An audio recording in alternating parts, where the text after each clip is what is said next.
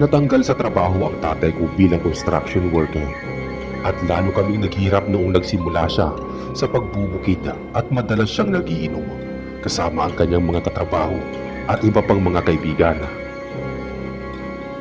Sa tuwing umuwi siya ay palagi siyang lasing at mainit ang ulo. Sinasalubong siya ng nanay ko para mag-asikaso, subalit may mga bagay silang pinagtatalunan, katulad na lamang ng matinding pagsiselos ng tatay ko kay Mang Felipe at pinaparatangan niyang may lihim na pagtingin sa aking ina kahit wala naman talaga. Nagigising na lamang kaming magkakapatid na nagigising sa malakas na pagkalabog at paghikbi ng nanay ko habang nagmamakaawang tumigil na sa pananakit ang aking ama. Sumilip kami sa may pinto at inabutan namin na pinagsasampal ng tatay ko ang nanay ko. Pagkatapos ay inuuntog ang ulo sa dingding. Kaya't napilitan ako at ikalawa kong kapatid na awatin ng aming ama. Subalit kami ang binalingan niya at hindi niya kami sinasanto. Sinaktan din niya kaming dalawa. Isang gabi, umuwi na namang lasing si Tatay Ramil at nag-uusap sila ng nanay ko. Inutusan ng tatay ko ang nanay ko na pahintuin na ako sa pag-aaral dahil hindi niya na makayanan ang gastos. Isa pa, magdadalaga na rin naman ako at mag-aasawa. Kaya mas mabuti pa, huminto ako sa pag-aaral at tumulong sa mga gawaing bahay at magtinda ng kakanin sa bahay. Nakiusap naman ang nanay ko na huwag akong pahintuin sa pag-aaral at pagtulong-tulungan na lamang na may magastos sa pag-aaral. Nagdilim ang paningin ng tatay ko. Hindi niya matanggap ang mga sinabi ng nanay ko. Sumulat ang galit ng tatay ko at hinampas niya ang ulo ng nanay ko sa pinto. Pagkatapos ay sinakal ng pagkahigpit-higpit sa leeg.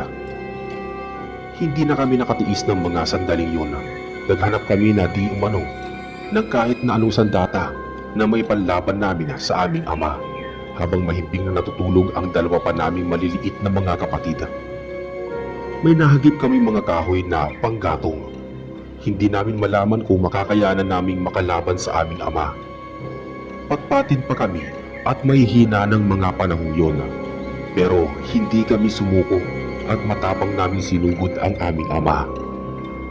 Inabutan namin na walan ng malay ang aming ina na nakahandusay sa sahig. Bago pa man makaharap sa amin si Tatay Ramil, ay makailang beses na namin siyang pinalot sa likuran. Pagkatapos ay inutusan ako ni Damiano na hilahin na sa aming silid ang nanay namin bago pa makalapit sa amin si Tatay Ramila. Hinawakan ko sa tigkabila ang kamay si nanay at kahit mahirap ay pinilit ko siyang hilahin habang abala si Damiano sa paghampas kay Tatay Ramila. Kaso ay nakabangon ang tatay namin at nahawakan niya sa paa si Damiano, kaya hindi siya kaagad nakasunod sa akin. Naawa ako sa kapatid ko kaya binitawan ko si Nanay Claribela. Habang tumutulo ang mga luha ko, ay dinampot ko ang kahoy sa sahig at hinampas sa braso ni tatay para mabitawan niya ang mga paa ni Damiano. Napasigaw siya sa sobrang sakit at dali-dali kami magkakapatid na pumunta kay Nanay Claribela. Hindi ko alam kung paano namin siya pagtutulungang maipasok sa loob ng aming kwarto. At pagkatapos ay sinarado mabuti ang pinto. Kaso nang pumilit si Tatay Ramil na makapasok, kaya naipit ang daliri niya. Pinagtulungan naming itulak ang lamesa at iniharang namin sa pinto, kaya hindi na magawang makapasok ng tatay namin. Subalit nagpilit pa rin ito. Kumalabog ang pinto pero makalipas ang ilang minuto ay tumigil na siya sa pagpasok sa pinto at doon na kami nakahinga ng maluwag. Tinulungan namin si nanay na gumising habang tumutulo ang mga luha namin. Pero makalipas ang ilang minuto ay nagkamali na din si Nanay Claribela at niyakap niya kami ng mahigpit. Napaiyak kami sa tuwa pero minabuti na lang naming manahimik para hindi maistorbo ang pagtulog ng aming maliliit na kapatid.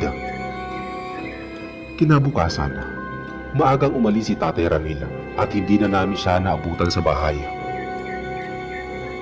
Habang nag-aalmusal kami ay kinausap namin ni Damiano si Nanay Claribela at pinakiusapang umalis na kami sa bahay namin. At bumalik na lang kami sa mga magulang ng ina namin sa Bacolod.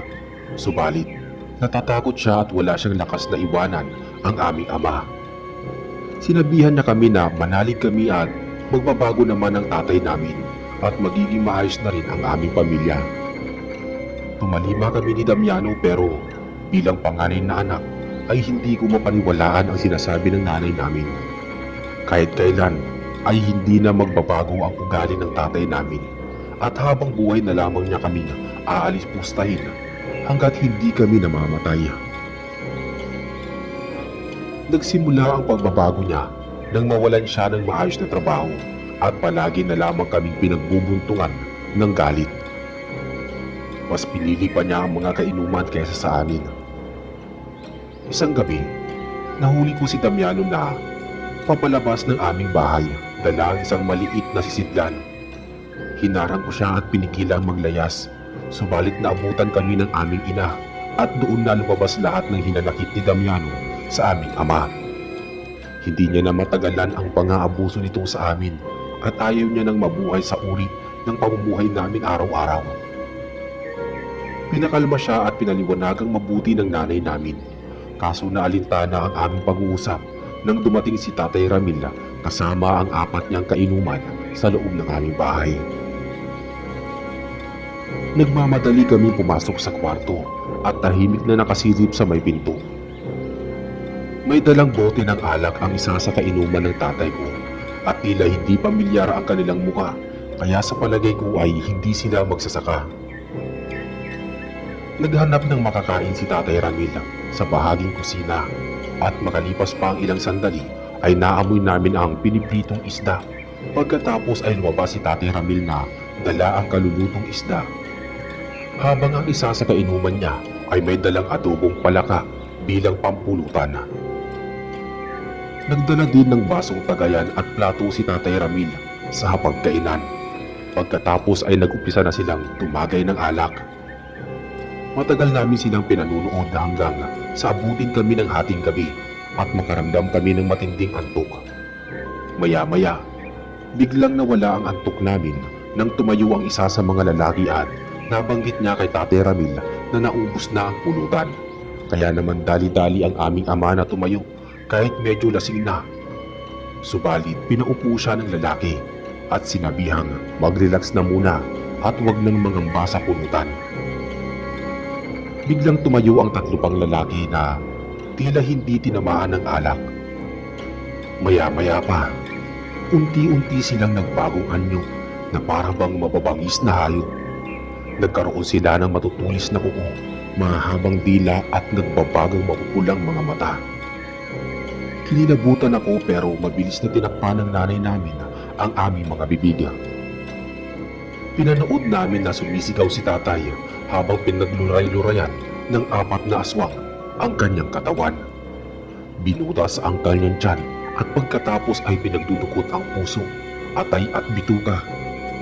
Kasunod ay nilagay sa plato at kinain nila ang mga laman loob ni Tatay Ramil at siya mismo ang pinulutan ng mga ito bago sila lumagok ng natitirang alak sa tagayan.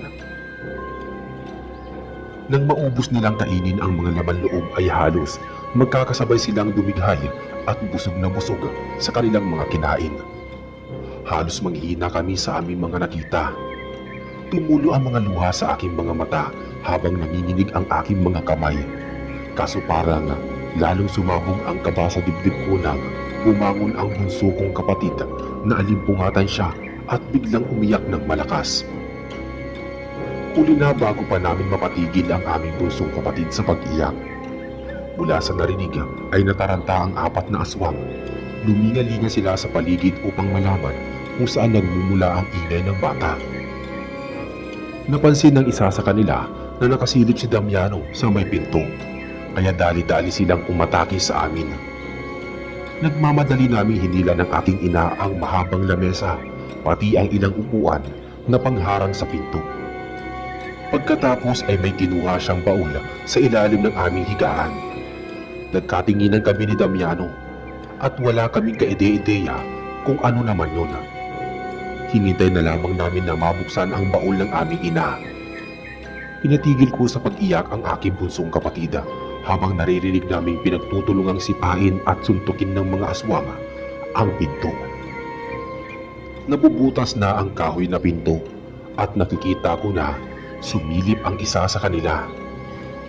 Walang ano-ano ay nabuksan ng nanay ko ang baul at sumambulat sa amin ang mga antigong sandata tulad ng sundang, barila, sibat at iba pang gamit sa pakikipaglaban. Kinuha ng nanay ko ang rifle at nilagyan niya ng bronze na metal. Pagkatapos ay ikinasa niya. Bago pa tuluyang mabuksan ang pinto, ay lumikha muna ang mga aswang ng malalaking siwang sa may pinto. At doon eksaktong ikinasa at ipinutok ng nanay ko ang rifle kung saan sumapul sa ulo ng isang aswang ang bala. Bumulusok siya sa sahig at kasabay nun ay ang pagsirit ng dugo niya sa ulo. Nagkagulo ang mga aswang at napatamaan pa sa balikat ang isa pang aswang. Asintado ang nanay namin at kitang-kita namin ang paggigigil niya habang paulit-ulit na ikinakasa ang barila kasabay ang pagpapaputok dito. Hindi na natagalan ng mga aswang ang ginagawa ng nanay ko. Kumaripas sila ng takbo palabas ng aming bahay, pero tinandaan kong mabuti ang kanilang mga itsura bago pa sila makawala sa aming mga paningin. Nang matapos ang lahat ay lumitaw sa may pinto ng bahay ang ilan naming mga kapitbahay. Tumulong sila sa pagbubuhat ng bangkay ni Tatay Ramil, pati na rin ng napatay na aswang. Sa mga sumunod na araw ay inilibing sa malapit na sementeryo si Tatay Ramil. At kahit napakalupit niya sa amin ay nalungkot pa rin kami sa kanyang pagkawala. Mas lalong nagdadamhati ang nanay namin sa pagkawala niya. Pero pinapangako namin ni Damiano na hahanapin namin ng 3 aswang na pumatay sa kanya. Tumatak sa isip namin ang paghihiganti. Lumipas ang ilang taon at nasa 16 na taong gulang na ako, samantalang si Damiano ay nasa 15 taong gulang na at nasa elementarya naman ang 2 naming batang kapatida. Tinuruan kami ng nanay namin sa paggamit ng rifle, sundang at iba pang panlaban sa aswang. Nabanggit niya sa amin na katulong siya ng kanyang ama sa pagtugis ng mga aswang, kaya marami siyang mga pamanang sandata na iniingatan niya hanggang sa namatay ang tatay niya. Itinigil lamang niya ang pagpatay sa mga aswang nang mapangasawa niya si Tatay Ramil at pilit siyang namuhay ng simple sa piling nito. Hanggang sa maging dalagita ako ay hindi ko matanggap ang naging kapalaran ng aking ama sa mga kainuman niyang mga aswang.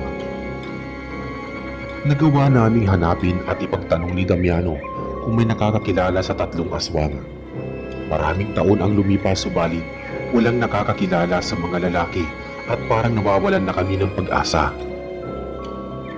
Isang araw na padako kami sa bukid kung saan may ipinakisuyo sa amin ang nanay namin kay Mang Esteban na dating katrabaho ni Tatay Ramil.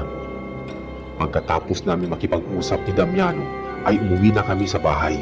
Subalit, nasurpresa kami nang may makasalubong kaming lalaki na bulag ang kaliwang mata. Matagal kami nitong pinagmasdan bago siya nagsalita. Tinanong niya kami kung mga anak kami ni Tatay Ramil. At tumalima naman kami. Saglit kami sumilong sa ilalim ng punong kahoy dahil matindi na ang sikat ng araw. Doon pinaliwanag ng lalaki ang buong katotohanan. Nagpakilala siya bilang si Mang Salazar at dati rin siyang magsasaka sa bukid pero hindi sila magkaibigan ni Tatay Ramil. Minsan na niyang nakainuman ng tatay namin at sa mga sandaling yun ay may lumapit sa kanilang 4 na lalaki na napadaan sa umpukan ng kanilang inuman. Nagpakilala sila bilang mga mangangahoy sa bundok. Inimbita sila ni Tatay Ramil para tumagay at hindi naman tumanggi ang mga ito. Subalit masama ang kutob sa kanila ni Mang Salazar, kaya pinauwi na niya si Tatay Ramil bago pa gumabi at nang siya na ang maiwan sa umpukan, dali-dali siyang kumuha ng itak at kalamansi sa may kusina bago niya hinarap ang 4 na lalaki. Malalakas at maliliksi ang mga ito, lalo na't bagong anyong mga aswang. Napuruhan pa siya ng isa at nabulag ang kanyang kaliwang mata. Mabuti na lamang at dumating ang kanyang asawa at anak na binata. Naitaboy nila ang 4 na lalaki at kaagad na nagamot ang kanyang mga sugat. Hindi naman niya sugat akalaing sinundan pala si Tatay Ramil ng 4 na lalaki sa aming bahay at nakipag-inuman. Nang tanungin pa namin si Mang Salazar kung nakikilala niya ang mga kalalakihan at kung saan posibleng mga tirahan ng mga ito, ay tumugon siya sa amin. Nakikilala niya sa mga pangalang Simon, Patricio at Dindo, ang tatlong natitirang buhay na aswang. Hindi siya nakakasigurado kung nasa bayan pa namin ang mga kalalakihan matapos ang malagim na balita ng pagkamatay ni Tatay Ramil, pero may isang saksi na nakakita kay Dindo na nagtatago sa paanan ng bundok. May ilang linggo na ang nakakalipas. Sa sandaling iyon ay may nabuo kami plano ni Damiano, at matapos namin makipag-usap kay Mang Salazar ay nagpasalamat kami at dumiretso na lang sa bahay. Lumipas ang 2 araw at hinihintay naming mawalan kami ng pasok sa paaralan. Saka kami nagtungo sa paanan ng bundok ng bandang takipsilim na. Ipinuslit namin ni Damiano ang sundang at rifle ni Nanay Claribel na hindi nito namalayan. Nagtungo kami sa may paanan ng bundok at nagulat kami sa mga makapanindig balahibong mga sigaw. Nagmamadali kami tumakbo at hinawi ang kasukalan hanggang sa maabutan namin ang isang aswang na nilalapa ang dugo ang katawan ng bangkay na tao. Nilagyan ko ng bala ang rifle pagkatapos ay kinasa. Matalas ang pandinig ng aswang at madali niya kami natagpuan. Pinaputok ko sa ere ang rifle at naalerto ang aswang. Lumundag siya sa mga ilaw na halaman at doon nagtago. Sumunod kami ni Damiano at hinanap namin sa may halaman, subalit bigla siyang nawala. Paglingon namin ay may bumagsak sa punong kahoy na umibabaw kay Damiano. Nagpagulong-gulong sila sa lupa hanggang sa makaibabaw ang aswang, pero hindi ko siya binigyan ng pagkakataong masaktan ang kapatid ko. Pinaputukan ko siya sa may balikat kung saan lumabas ang dugo at nakatras si Damiano habang lumalayo sa amin ang aswang. Itinutok ko sa direksyon ng aswang ang rifle at tinanong ko siya kung nasaan ang mga kasamahan niya. Humiling-iling siya at sinabing hindi niya alam. Subalit nakatitiyak siya na nagsisipagtago rin ang mga ito. Umigting ang galit ko nang maalala ko kung paano pinulutan ng mga aswang ang tatay ko. Kung kaya't bago makapalag at makatakas ang aswang, ay pinaulanan ko na siya ng bala habang sumisigaw ako at umiiyak sa sama ng loob. Nung tagtad na siya ng bala ng baril, ay napahando siya sa lupa at tigmak ng dugo. Napayakap ako kay Damiano at inalo niya ako para mapakalma. Hindi na namin inisip kung tama o mali ang ginawa namin, pero inilagay na namin sa aming mga kamay ang batas dahil na rin sa hindi maaksyonan ng mga opisyal sa aming bayan ang paghuli sa mga pumatay sa aking ama. Umuwi kami sa aming bahay at inabutan naming maimbing ng natutulog ang aming ina at mga kapatid. Nagdasal kami ng taimtim sa altar at humingi kami ng tawad sa Panginoon sa aming nagawang pagkakasala. Sa sumunod na araw ay umugong ang balita sa pagkamatay ng isang lalaki na natagpuan sa may paanan ng bundok. Nawakwak ang tiyan at nawawala ang laman loob. Kasama niya ang isa pang lalaking tadtad ng bala ang buong katawan. Walang mapaghinalaan ang mga otoridad sa nangyari, pero pinag-iingat ang lahat at pinagbabawalan na rin na lumabas ng bahay tuwing gabi o sumapit ang hating gabi. Nagpatuloy kami sa pagpasok sa paaralan at nagpatay mali siya na lamang kami ni Damiano sa mga nangyari. Ang mahalaga ay napatay namin ang isa sa mga pumulutan sa aming ama. Hindi pa rin kami sumuko sa paghahanap sa 2 pang natitirang aswang. Kung saan-saan kaming dako ng aming bayan nagtutungo para ipagtanong ang 2 mangangahoy, subalit wala talagang makapagturo kung saan sila matatagpuan. Sa paghahanap namin ay nakaramdam kami ng matinding uhaw, kaya naman naisipan namin magtungo sa malapit na ilog para uminom ng tubig. Papunta na sana kami sa ilog nang may namataan kaming isang lalaki na sumasalok ng tubig sa ilog. Nahiya na kami ni Damiano kaya hindi na kami tumuloy. Pero napako ang atensyon ko sa lalaki. May mahaba siyang biyas at pamilyar ang mukha. Hindi ako pwedeng magkamali Siya mismo ang aswang na tinamaan ng bala sa balikat ng nanay ko. Hindi ko inaasahan na hindi pala siya umalis sa aming bayan at nagtatago lamang siya sa may tabing ilog. Matapos niyang uminom ay lumakad na siya, papalayo, kaya sinundan namin siya ni Damiano. Dumaan siya sa patag na lupa at pagkatapos ay dumiretso sa isang gubat kung saan may nakatirik na bahay kubo. Doon nakarinig kami ng mga sigaw at iyakan ng mga bata, kaya nagtaka kami kung may sarili siyang pamilya. May nakita kami maliliit na siwang at doon ay sumilip kami. Nakita namin na may 3 batang nakaupo sa may sahig, umiiyak at humihingi ng tulong.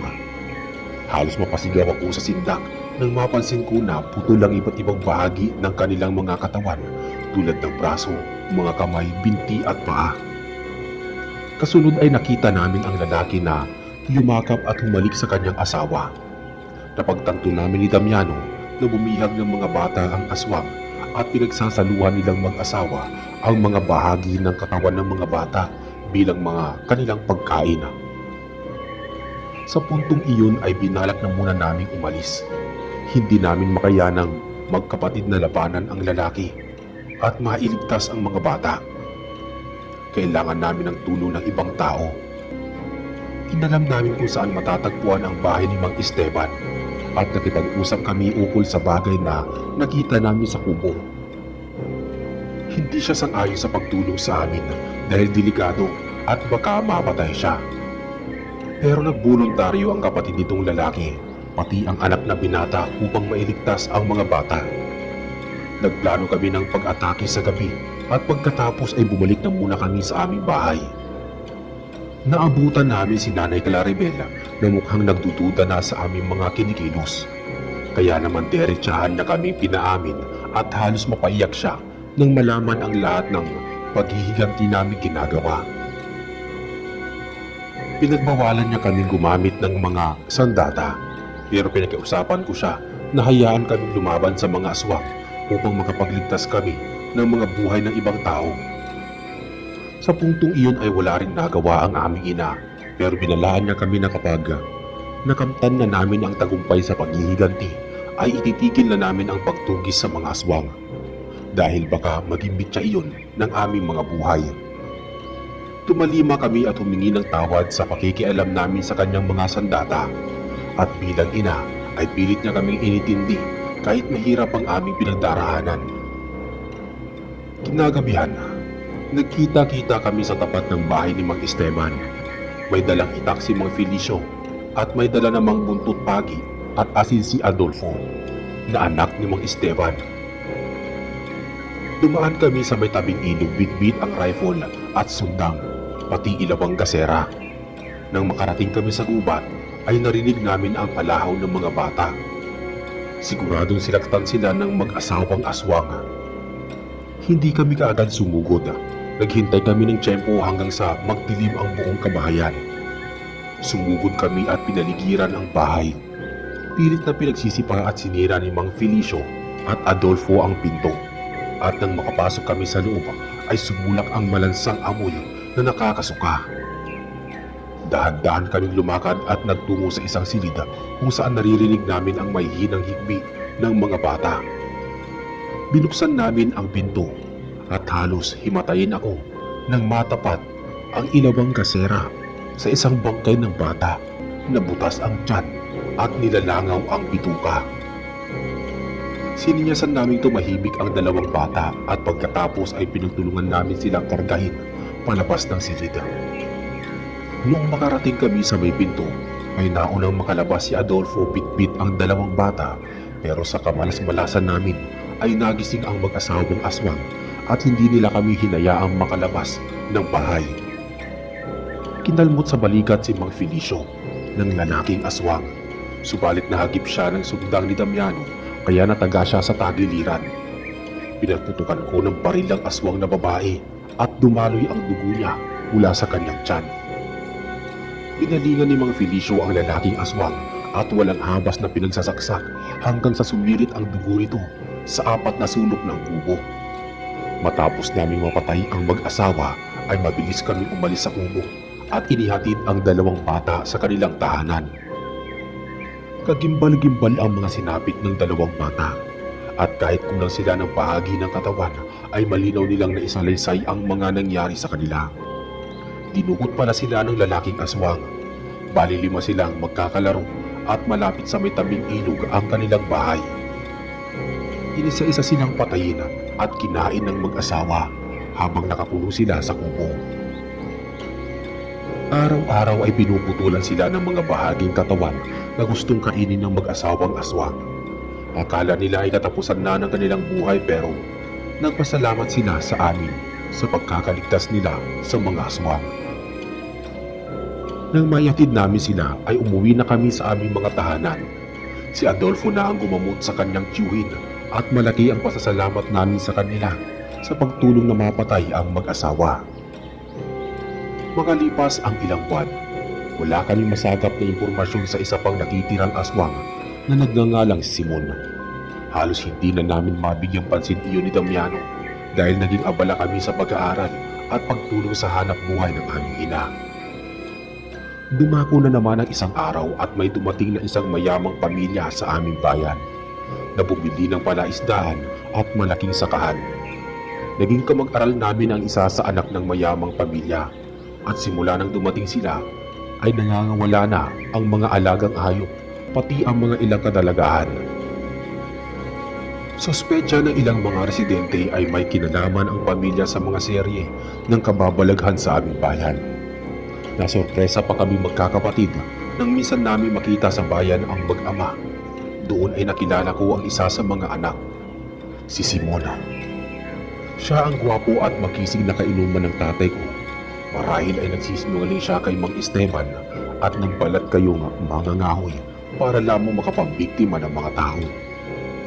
Naisip ko na mukhang mahihirapan kami magkapatid na mapatay ang lalaki dahil nasa isang malaki siyang pamilya at tiyak na uubusin nila ang pamilya namin kapag napagtagumpayan namin siyang patayin na. Kaya lang ay palay na ang lumalapit sa amin. Nakipagkaibigan sa amin ni Damiano si Lucilia na kapatid ni Simon kaya naisip naming malaking oportunidad iyon para malapit kami kay Simon. Nakipagkaibigan din kami at hindi nagtagal ay naimbitahan niya kami sa kanilang mansyon at doon ay nakilala namin si Simon na tila namumukhaan kami magkakapatid. Nakita ko na may kasama siyang 2 dalaga na tila mga residente sa aming bayan. Nagbigay ang mga ito ng mga prutas at gulay pagkatapos ay nagpaalam na kinikilig. Tuwang-tuwa rin ang mga to at nagbubulungan. Naisip ko na babaero si Simon at mahilig sa magagandang babae. Hindi ako nagpapapansin sa kanya pero naagaw ko ang atensyon niya. Parati kami nagkukwentuhan sa tuwing mapapadaan ako sa kanilang bahay at binibisita ko si Lucilia pero hindi ako pumupuntang mag-isa. Kasama ko si Damiano. Sumapit ang isang araw at gumawa kami ng proyekto ni Lucilia at hindi nakasunod kaagad sa amin si Damiano dahil dumaan pa siya sa bahay ng kanyang nililigawan. Noong bandang hapon ay nagmemeryenda kami ni Lucilia at pinainom na muna kami ng juice ng kanilang katulong. Naubos ko ang laman ng baso. Saglit akong nahilo. Pagkatapos ay nabagsak na ako sa sahig. Hindi ko na alam ang kasunod na nangyari. Nagising na lamang ako na nakatali ang mga kamay at paa ko sa 4 na sulok ng kama. Lumingalinga ako sa paligid at napansin ko na nasa loob ako ng ancestral house at mukhang malayo iyon sa bayan. Napapasigaw ako nang makita ko na papalapit sa akin si Simon na hubad ang kalahating katawan at kitang-kita ang malulusog na dibdib.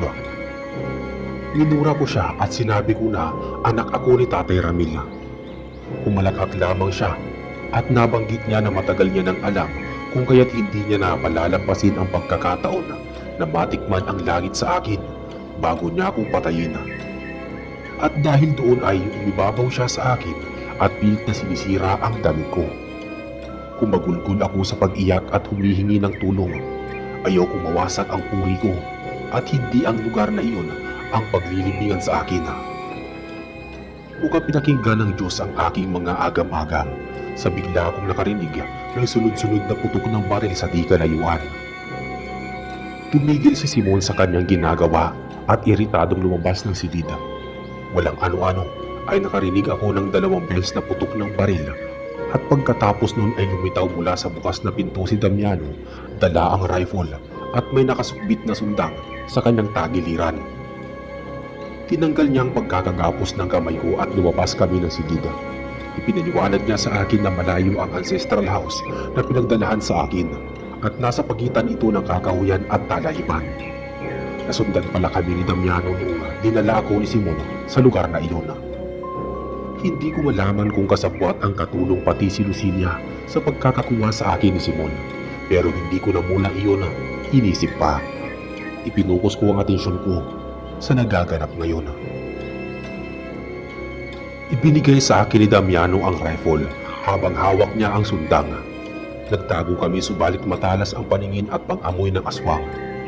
Hindi kami nakaligtas at nakita kami ni Simon na noon ay nagbagong anyo bilang aswang. Sinikmuraan si Damiano ni Simon pagkatapos ay itinulak ng malakas hanggang sa tumalsik siya sa malayong bahagi ng bahay. Ikinasa ko ang baril at pagkatapos ay inasinta ko si Simon. Pinatamaan ko siya sa tigkabila ang dibdib. Subalit malakas pa rin siya at nasakal pa niya ako bago ako inihampas sa dingding. Sobrang sakit ng likod ko. Napabagsak ako sa sahig at nabitawan ko ang rifle. Tumilapon yun sa di kalayuan. Gumapang ako sa sahig habang nakipagbuno si Damiano kay Simon. Hindi ko naisip kung may napali sa katawan ko. Ang nasa isip ko noon ay lumaban at mapatay ang aswang at makauwi ng ligtas kasama ang kapatid ko. Pilit kong hinablot ang rifle at kahit masakit ay bumangon ako. Itinutok ko sa ulo ni Simon ang rifle. Pagkatapos ay pinaputok ko hanggang sa sumambulat ang dugo nito. Sumabog ang ulo niya at kasabay nun ay ang pagbulagta niya sa sahig. Tinulungan ko makabangon si Damiano at pinagmasdan namin mabuti ang bangkay ni Simon. Hindi kami makapaniwala na naubos namin ang 4 na lalaking nakainuman ni Tatay Ramila. Matapos maganap ang mga pangyayaring yon, lumisan sa aming bayan ang mayamang pamilya. Marahil ay naalerto sila na may nakakaalam na aswang ang kanilang anak. Nagkaroon na din ng katahimikan at kapayapaan ng isip ng aking ina nang malaman niyang namatay na ang 4 na aswang na pumulutan sa tatay namin. Nagkumpisal kami sa pari at hinusgahan ang aming mga kasalanan. Magmula noon madalas na kami nagsisimba at nagpapasalamat sa lahat ng biyaya ng Diyos. Namuhay kami ng matuwida sa kabila ng malaking kasalanang nagawa namin. Sa matagal na pagtataguyod sa amin ng nanay namin, kahit wala siyang katuwang na asawa, ay napagtapos niya kami sa pag-aaral. Kahit halos magkakasabay-sabay kami magkakapatid at hindi nagtagal ay nabigyan namin ng maginhawang buhay ang aming ina. Tulong at responsibilidad namin iyon sa matagal niyang paghihirap sa amin para lamang maigapang ang aming pag-aaral. Dumating din ang panahon na nagkahiwa-hiwalay kami magkakapatid at nagkaroon ng mga sariling buhay. Sa kasalukuyan ay naninirahan na ako sa Tarlac kasama ang aking pamilya. Patay na ang nanay ko at madalang din kami magkita-kita ng mga kapatid ko dahil abala kami sa pagtatrabaho at malayo ang mga lugar na kinaroroonan namin.